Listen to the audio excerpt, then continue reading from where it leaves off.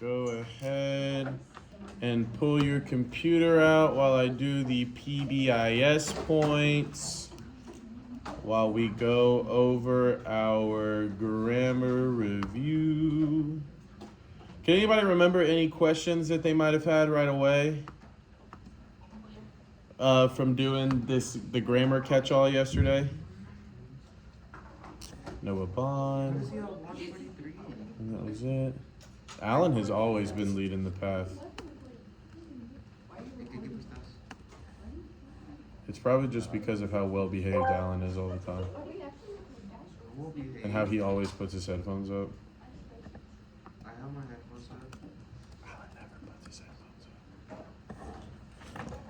Alright, we got Austin and Bella. Austin, Bella, 8, 9.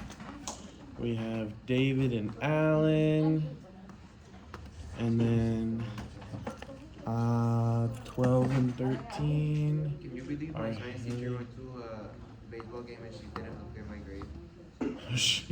She told you she was going to a game and that's why she wasn't going to update your grade? My teacher, I asked my math teacher, which is like right in front of her class, and I was like, hey, is Miss, I'm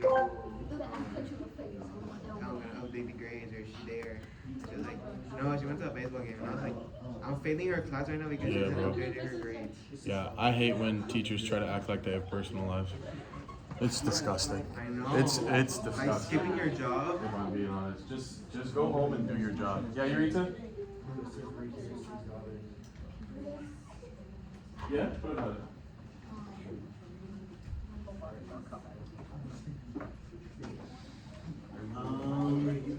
I think that's probably a teacher-specific thing, so you're gonna have to ask Miss Barnes. I don't know what that one is. No, but like, it was during school. Like, she wasn't here yesterday. So maybe she was like out of town? I don't know. I don't want to know who it was. I know. Because then I'll start. I ain't no snitch. Yeah. We don't mess with snitches around here. Huh? Psych. See something, say something. Huh? I am recording me for my master's program. Yeah, you can come check if you want. Nobody's in the... I have to record myself teaching for my master's program. Right? I don't know. They just told us in class last time we needed to, and I was like, this is a good class to do it for. You hope I get it. What do you mean?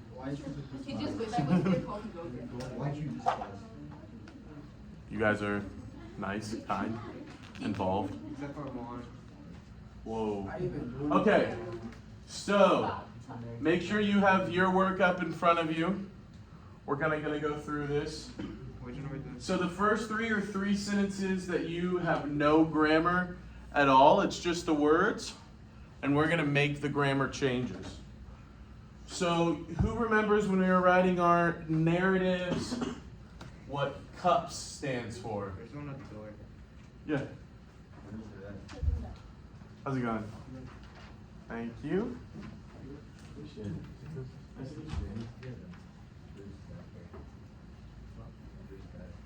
Okay. Just a friendly reminder of how to request a subject. Okay, CUPS. CUPS, Ray. What does the C stand for? And if you need a hint, we're dealing with grammar here. What does the C stand for?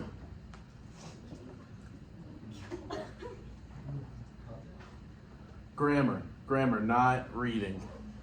So remember we went through that PowerPoint and we looked at it. Who can help him? Capitalize? Capitalization.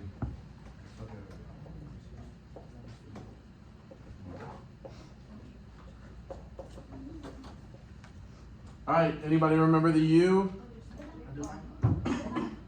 Why would it be underlined? Usage. Good job, Betty. You underline while you're right? Usage. And then P, punctuation, and S, spelling. So nothing is misspelled up here. Oh, I was writing spellion. Sounds like Harry Potter up in here. All right, spelling. So each one of these sentences has errors with usage, has errors with capitalization, and has errors with punctuation, okay? So this first one, I wish I had one of those smart boards so I could just write it right here. But we'll go, I'll erase this and we'll go right over here. So, actually, let's do this. One, you come up and do number 1.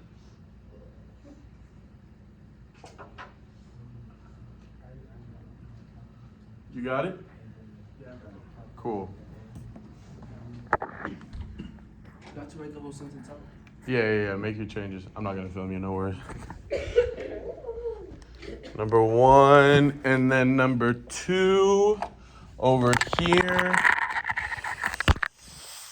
Jeslyn, you want to come do number 2? I'll write it lower for you.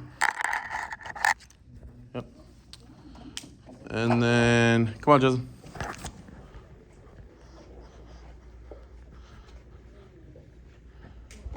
And then we'll do number 3 together after we do 1 and 2.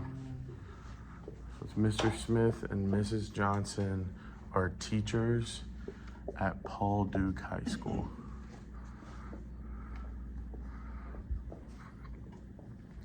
And then Yeslin, yours is yesterday I saw the Lionel Messi commercial. Yesterday I saw the Lionel Messi commercial.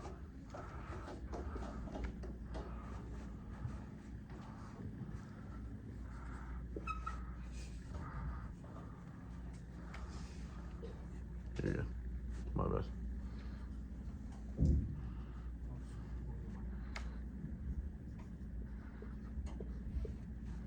Sweet. Round of applause for Juan, everybody. What a brave soul. What a brave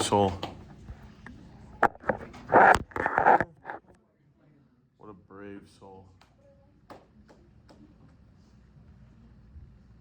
All right, if you need to move to be able to see either, feel free to move. You can go back to your seat afterwards. Whew. Day one and I both wore hair no gel today. Shout out us. We're being brave in a lot of different ways today. All right, round of applause for Jeslyn, everybody.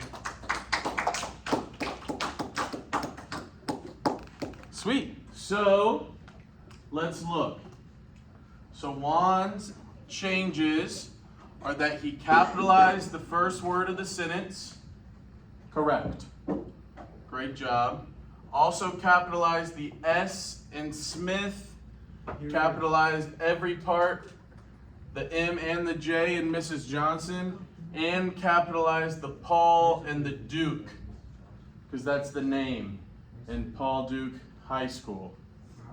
All right, we've crushed it. There are 2 more words in this sentence that need to be capitalized. Does anybody know which 2 words they are? High school. So Juan, you knew. Was it kind of like a second guessing? So yeah, high school by itself isn't. But when you have that H and the S capitalized, it's because it's the whole name of Paul Duke High School. Nice. So we have high school. Nice. And now all our capitalization is correct. So when we're looking at our cups, we already knew spelling was right. And now the C is right for cups. Where did I put my eraser? Do you guys see it? Oh, it's on my desk. Thank you.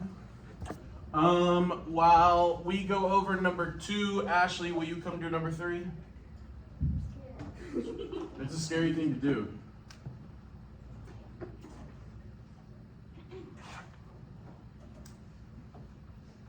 Finger black.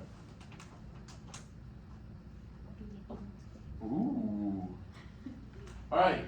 Yesterday, I saw. Yesterday, I thought we were doing number 3. You're writing number 3 while we do number 2. All right. Yesterday, I saw the Lionel Messi commercial. So we have the Y in yesterday capitalized, the I, the L in Lionel Messi. All the capitalization is correct here. Good job, Jeslyn. You guys see that? Y is the first word of the sentence. I is always capitalized, and then the name Lionel Messi is capitalized. That makes sense? Sweet. So in our cups, the S is correct and the C is correct. And then if it's in past tense, is this the correct use of the verb? Yesterday I saw, or is it yesterday I see the Lionel Messi commercial? Or yesterday I will see the Lionel Messi commercial? I saw, yeah, that one's correct. So we know our usage is correct. And so all we have left is punctuation. Yeslin added the period at the end of the sentence. And so we have yesterday I saw the Lionel Messi commercial. We're missing one piece of punctuation there. Do we know what it is? No quotation marks in this one. There's no quote there. Good guess though. We have the period. Question mark? No, not a question mark. It is a period. There's no question there. No, we don't capitalize the there. If it was named the Lionel Messi commercial, then it would all be capitalized, but this isn't a specific commercial. Good. We got some good thoughts here cooking up though. What was it again? Yeah, we had a comma after yesterday. So remember we have our transition words, which is like when we're talking about a different time period.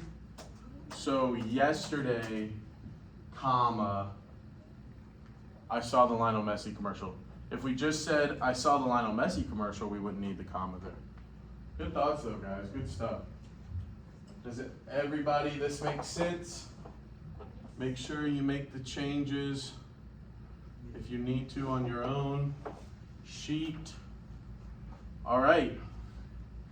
Número 3. Oh, I crumped it. It's back. All right, let's look at our cups again over here.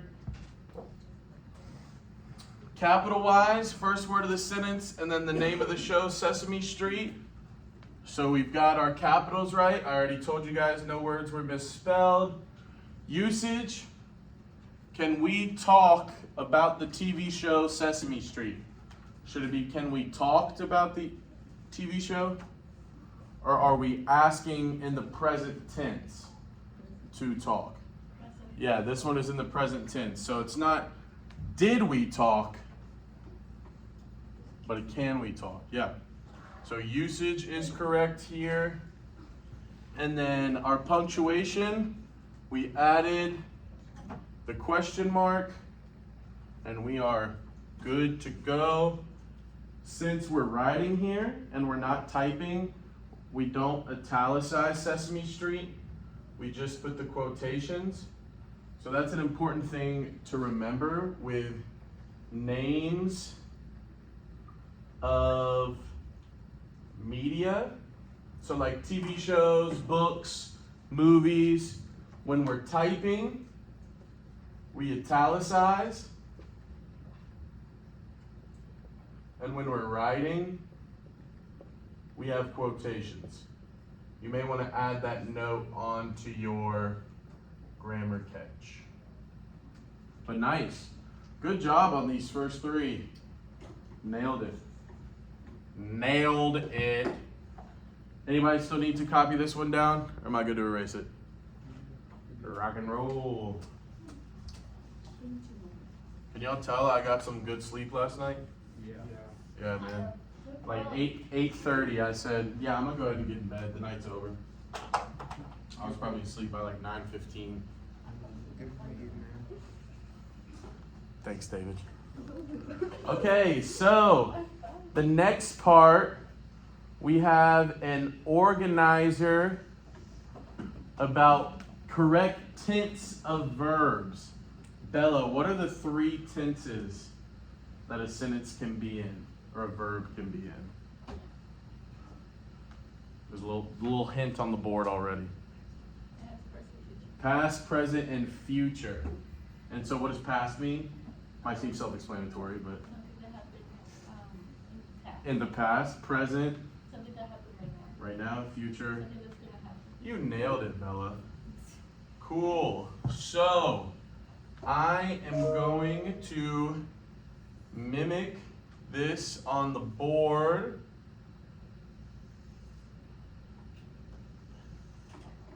And David and Alan, do you guys want to come up here together and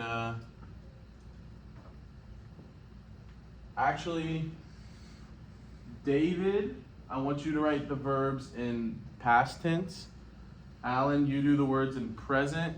And Kat, you do the words in future. All right? So you three come up here and work together. While they're doing this, guys, I'm going to want to give you guys a little more details. Here you go. About what the test is going to look like on Tuesday. So it's a reading. It's almost exactly like what we did with the Invisible Man and what we did with the practice test yesterday. There's a reading, and there's going to be 12 questions that go along with that reading. And then we'll have like a small, short answer, like paragraph response. So in that reading, we are looking for things like the basis of storytelling. So we talked about being able to identify setting, being able to identify characterization, and being able to identify conflict. Thanks, David. And so there's going to be questions like that. There's going to be questions about like which adjective, which verb best helped explain it. And then this is the one you're missing. That's the last one left. And so it's just one reading and all 12 questions and all 12 questions and the short answer go with the same reading. It's just one reading. Like I said, we're doing it on a block day, so we'll have a whole hour and a half. All right. Any errors up here? Does anybody see any errors? Or any questions?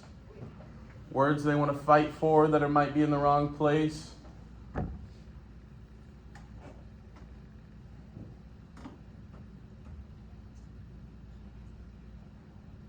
Nice. Yeah, no. This is correct.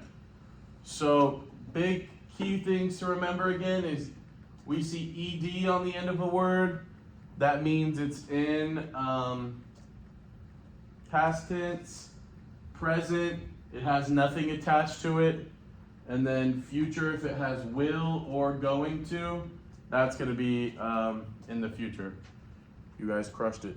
David, Alan, Kat, great job. And we're doing really well. Are we feeling confident about this stuff? Yes. We feel really good about it? Good. That's awesome. Nice. Anybody still need to copy this down before we move to the next section?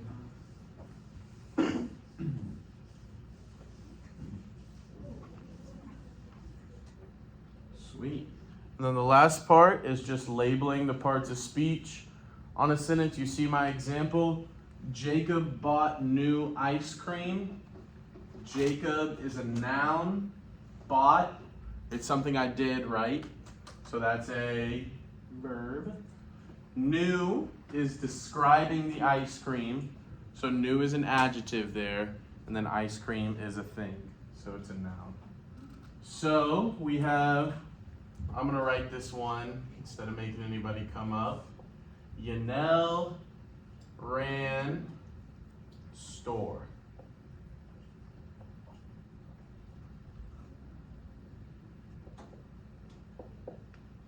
All right. Safa, what is Yanel? It's a noun because it's a person, right? As Betty, what is ran? Verb. And then Austin, what is store?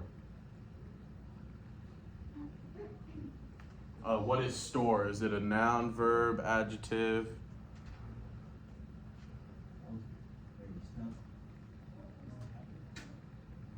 Yeah, brainstorm for a second. Here you go. Oh, wow. That was Kat's. On camera and everything. I hope it's heard. It's a noun, yeah. So, which one is it? Person, place, or thing? It's a place, yeah. Good job, guys. Sweet. And then the last one, dogs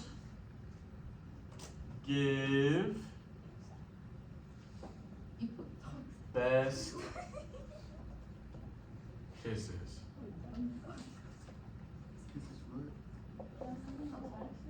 Sweet. Arhelio, what is dogs? It's a noun. We are crushing this. Yuritsa, what is give? It's a verb, yep. Kat, what is best? Adjective, nice. Why did you think it was verb first? You were just scared? That's fair. And then Ray, round us out. What is kisses? Okay, so if we have an adjective, what do we know that adjectives describe? Adjectives describe nouns. So to kiss is a verb, but here we're describing kisses as a thing. So it's a noun.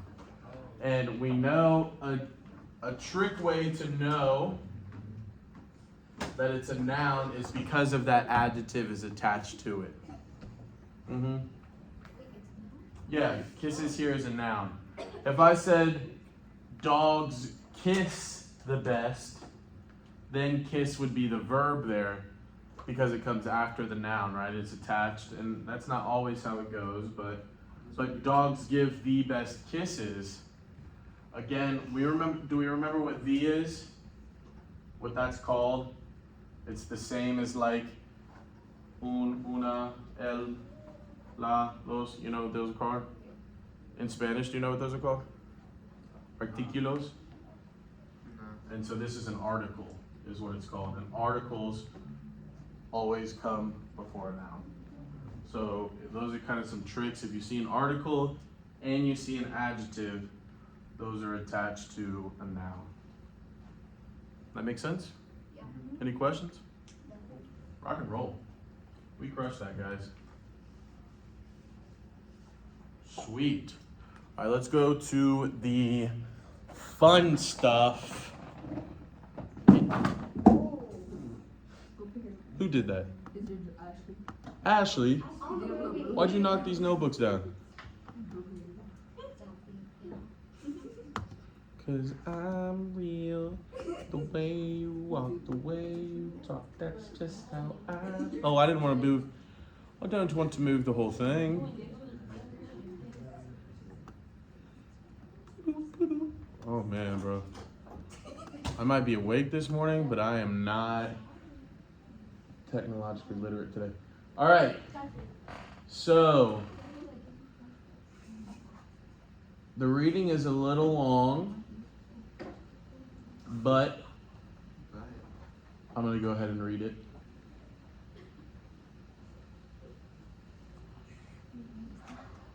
All right, you guys ready? Hopefully, if you didn't get to this today, just kind of do it along with us today. Or if you didn't get to this yesterday, just kind of go ahead and do it along with us today. That's why I'm going to go ahead and read it. All right, y'all ready to strap in? Oh, this is paragraph 2. I got one more. Listen up.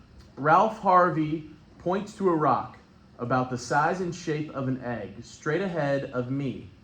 Its dark, shiny coating stands out against the blue ice.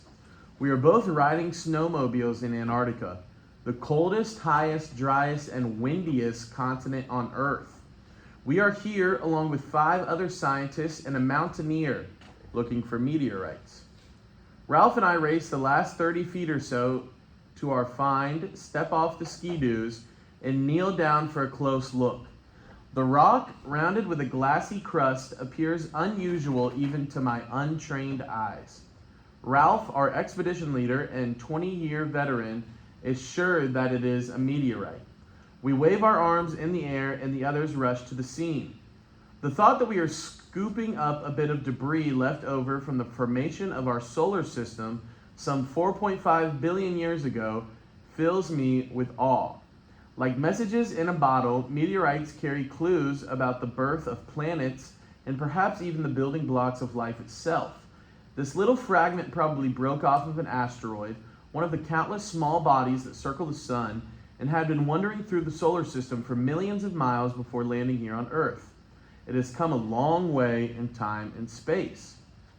Antarctica makes up less than a tenth of Earth's land area, but nearly 3/4 of the meteorites found in the last 25 years have been collected here.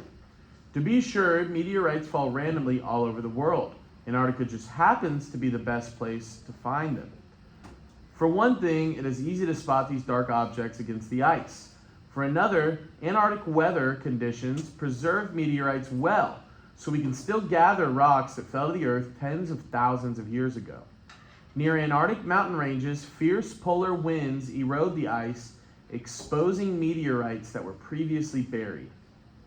Collection involves several steps. Taking a piece of the meteorite where it was found, measuring its size, estimating the amount of fusion crust, or the shiny coating formed as a result of melting as the meteorite traveled through Earth's atmosphere, getting a GPS location, and putting the meteorite in a Teflon bag. All the while, we had to be careful not to touch the meteorite with anything other than sterilized tongs. In the moraines next to the mountains, meteorites are mixed in among thousands of Earth rocks. So here we had to get off the snowmobiles and to do careful searches on foot. Ryan Ziegler once described as looking for a black needle in a stack of dark brown needles. The moraines were usually, though not always, rich in meteorites. Searching them wasn't my favorite activity, though. Walking around slowly on slippery ice while staring down at the ground for hours on end hurt my neck. Although, altogether, we found 900 meteorites this season. Most of them were just a few inches across, while the biggest is nearly the size of a football.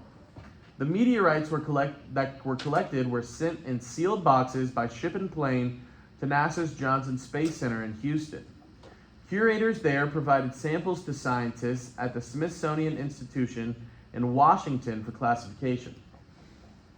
Finally, the catalog of new finds is published in the Antarctic Meteorite newsletter, making it possible for researchers around the world to request specimens for various studies. The vast majority of meteorites found in Antarctica are run-of-the-mill stony meteorites, some of them rich in carbon compounds.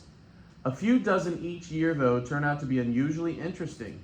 Some of these meteorites tell us what the early solar system was like and what materials went into building the planets.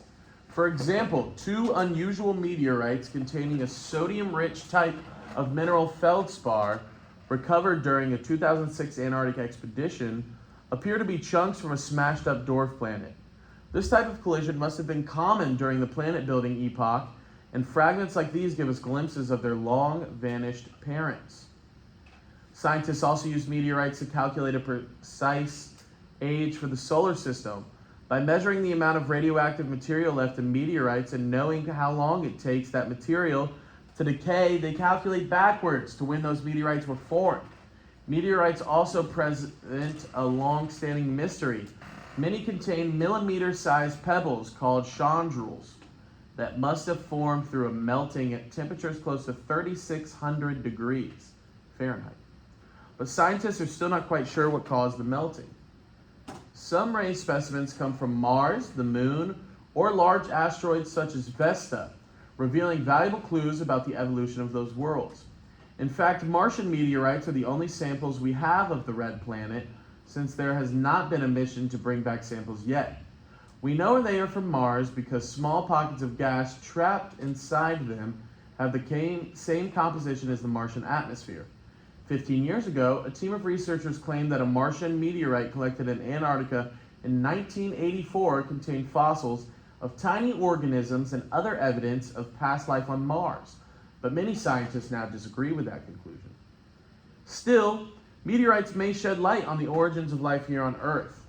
In a recent study of 12 carbon-rich meteorites, 9 of which came from Antarctica, Michael Callahan at the NASA Goddard Space Center and his colleagues found key building blocks of DNA, the molecule that carries the genetic instructions for life.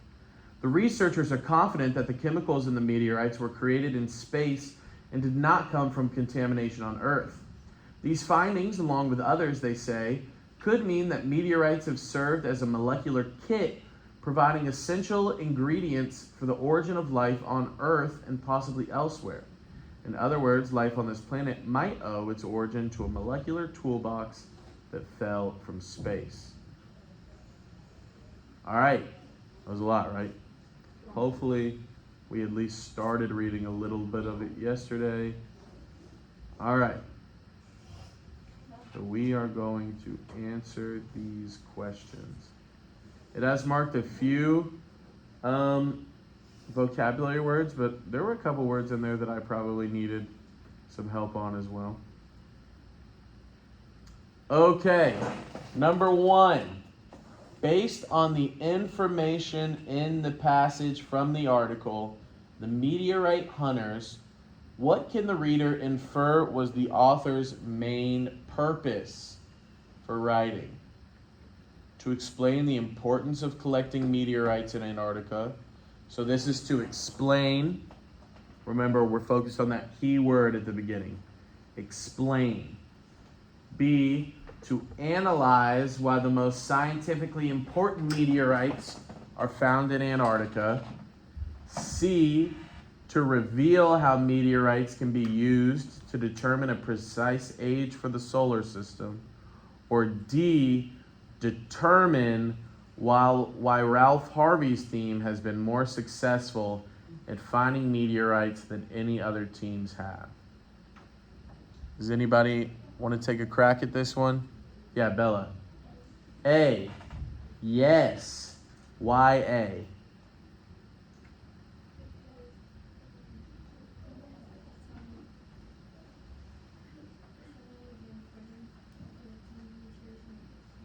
Yeah, it is. The whole thing is explaining the importance. Yeah. So we're not analyzing because we're not looking at any like intense data, right? We're not really talking about how to determine a precise age. And then we don't really ever try to debate Ralph Harvey's team either. So not only was A right, but the other 3 were wrong. You know how sometimes on multiple choice tests, 2 feel like they're right and you got to pick the best one? Nice. So 1 is A. We have any questions about that one? Rocking and rolling. All right. Now, which paragraph, 7, 8, 9, or 10, best supports the answer A? So if we're talking about explaining the importance, we have our paragraphs numbered here. So 7, what is 7 kind of talking about here, Kat?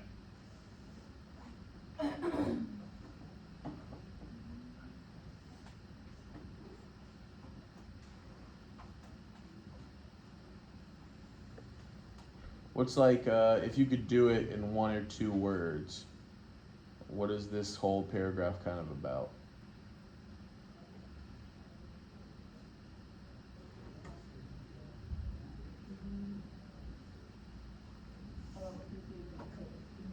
Yeah, what they do when they collect it. So kind of like the process, right? So this isn't really about the importance, it's more of the process. And then 8 here.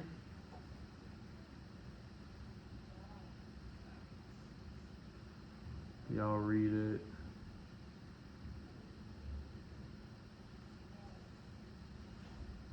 It's kind of talking about a specific. It took paragraph 7 and then made it like a little more specific, right? Yeah. And so then 9.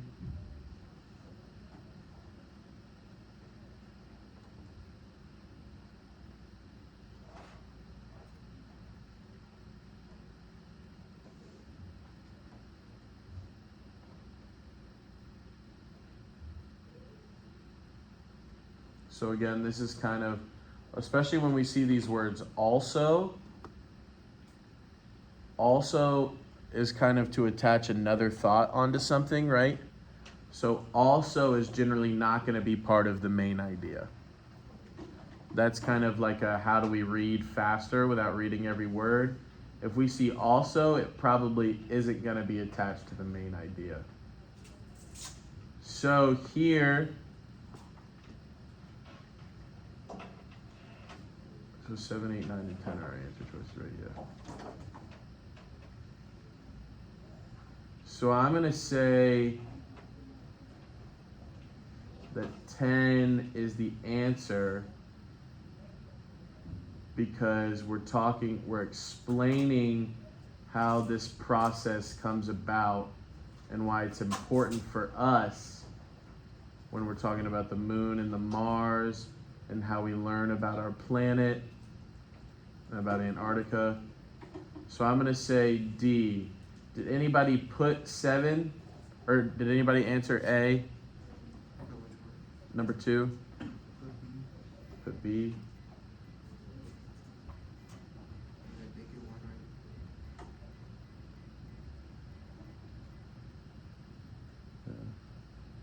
Okay.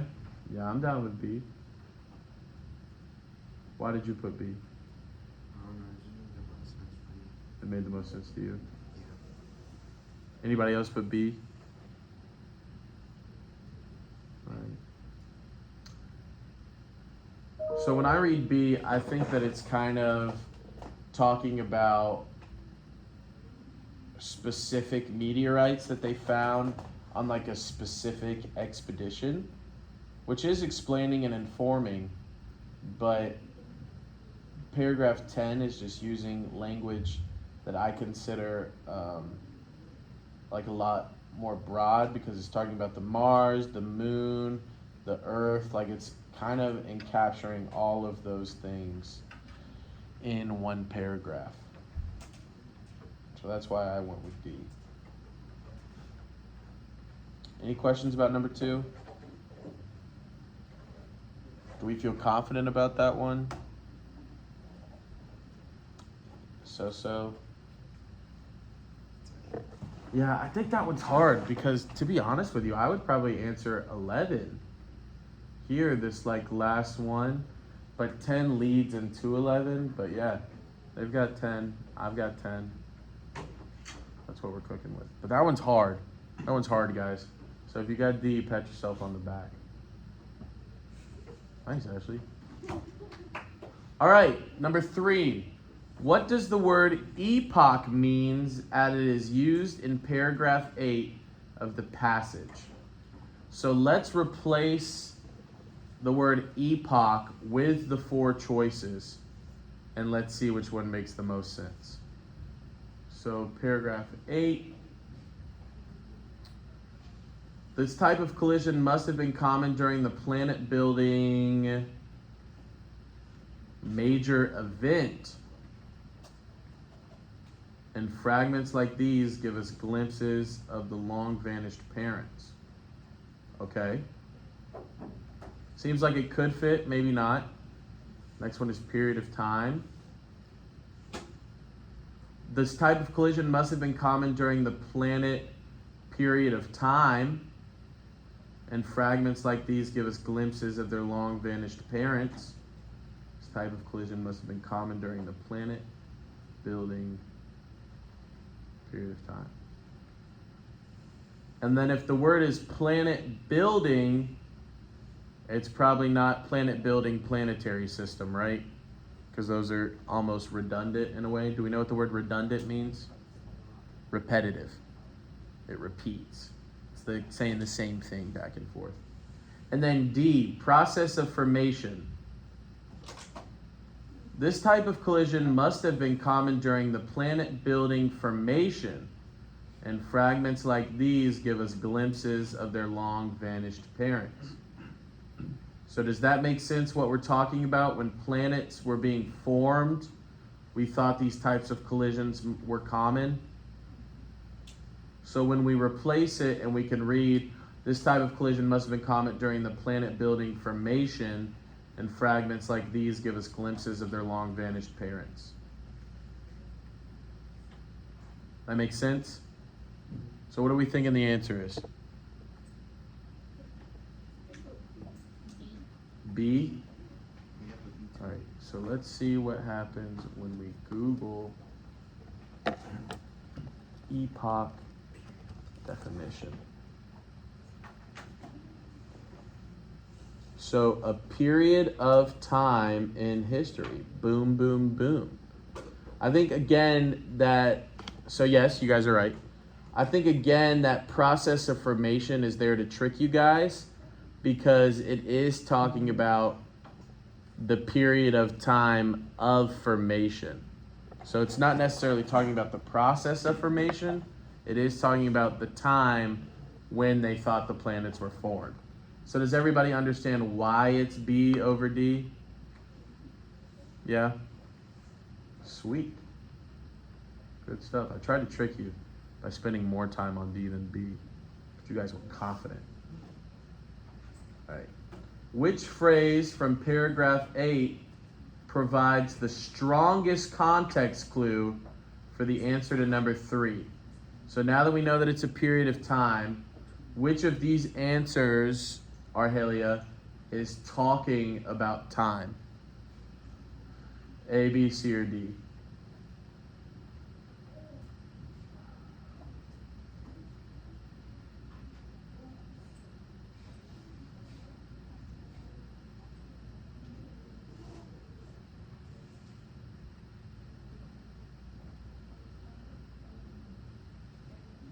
A, rich in carbon compounds.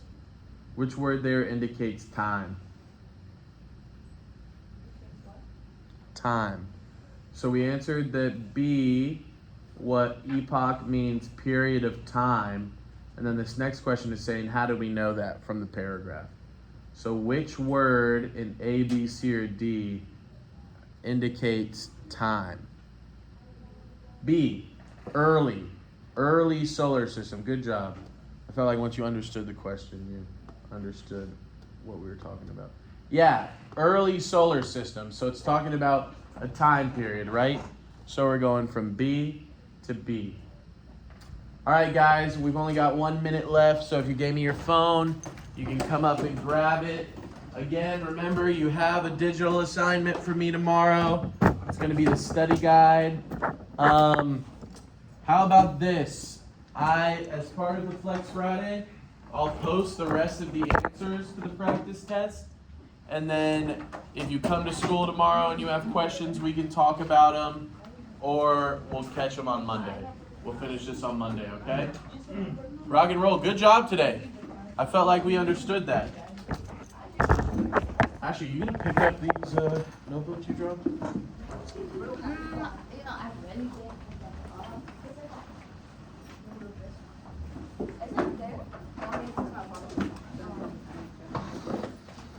What up?